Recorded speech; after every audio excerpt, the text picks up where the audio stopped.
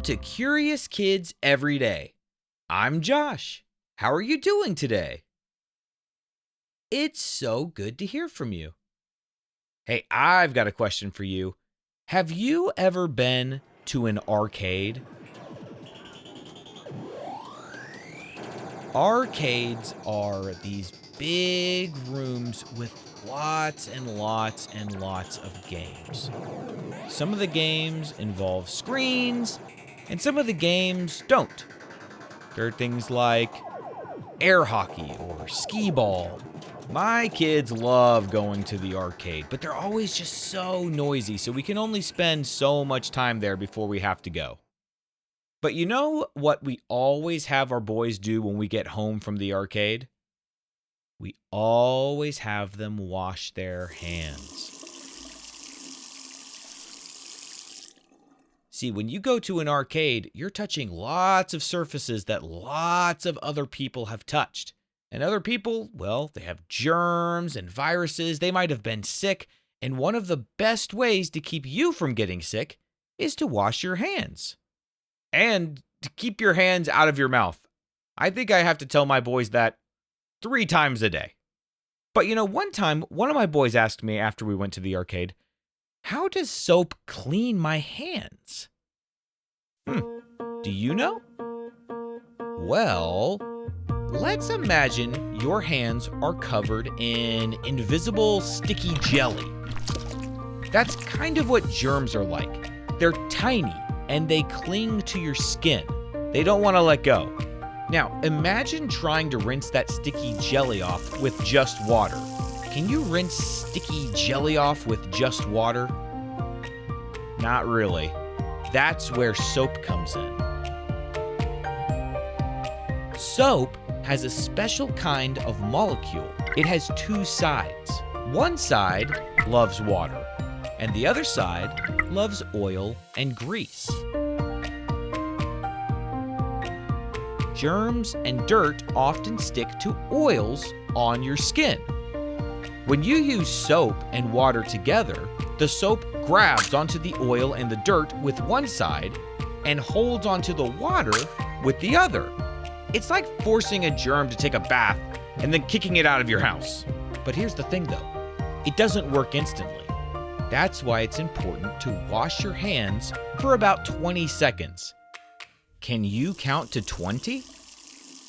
1, 2, 3, 4, 5, 6, 7, 8, 9, 10, 11, 12, 13, 14, 15, 16, 17, 18, 19, 20. That gives the soap enough time to wrap around the dirt and the germs, break them up, and then wash them away. Soap also helps break apart certain viruses. Some viruses are surrounded by a fatty layer, and when soap touches that layer, it breaks it apart like popping a balloon. And once it's broken, the virus can't make you sick anymore. So, when you scrub your hands, you're not just rubbing your hands together, you're using chemistry. The soap and the water and your scrubbing hands all work together to keep you healthy and clean. All right, let's have a quick quiz. Why doesn't water alone clean your hands well? It's because water alone can't remove the oil and germs. It needs help. It needs soap. What are the 2 sides of a soap molecule for? One side grabs the water, and one grabs oil and dirt. Why should you wash your hands for 20 seconds? It's to give the soap time to break up and wash away germs. Let's play true or false. Soap needs electricity to work. That's false. Soap just needs your hands and water. True or false? Soap can break apart some viruses. That is true. So when you go to the grocery store and maybe you touch the shopping cart, if there was somebody else who touched that shopping cart and they were maybe sick and had a virus, if that virus had gotten onto your hands, soap can help break it up. That's why it's so important to wash your hands after you go shopping. True or false? Germs can be seen with your eyes. False. They're too small. Man, if only we could see germs. Actually, you know what? I take that back. I do not want to be able to see germs. That would be crazy.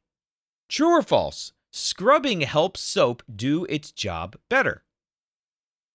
That is true. Okay, tell me what this sound is. What does that sound like? Yep, that's water coming out of a sink. Would you rather have soap that smells like cookies or soap that changes colors while you scrub?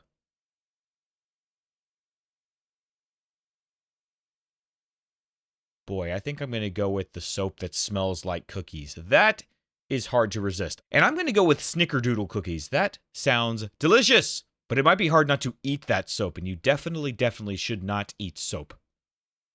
All right, can you name that thing? What do you call the tiny organisms that make you sick and live on your skin until you wash them away? Germs and viruses. Okay, I've got a new game. This is called Clean or Dirty. Are you ready for this? I'm going to say something, and you tell me if that thing is clean or dirty. Clean things are things that clean you up, and dirty things are things that you have to wash off. Here we go. A muddy dog after playing in the yard. Dirty. Freshly washed hands.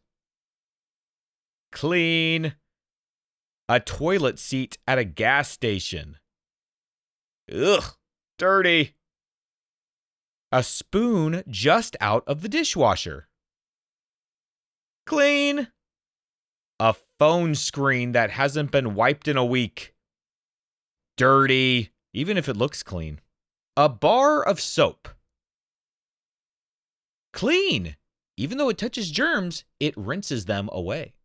How about the bottom of your shoe? Yeah, very dirty. What about a brand new towel? Clean. I bet you didn't realize how much went into the soap that you use. The next time you wash your hands, remember, you're doing a lot more than just making bubbles. You're helping your body get rid of germs. What kind of question do you think we'll ask tomorrow on Curious Kids Every Day? I can't wait to find out. So until then, keep asking questions and stay curious, kids. And for all the grown-ups listening, please tell other grown-ups about this show and visit CuriousKidsEveryday.com to get a free printable with activity ideas that don't involve screens. Those are the best kinds of adventures to have. That's CuriousKidsEveryday.com. See you tomorrow.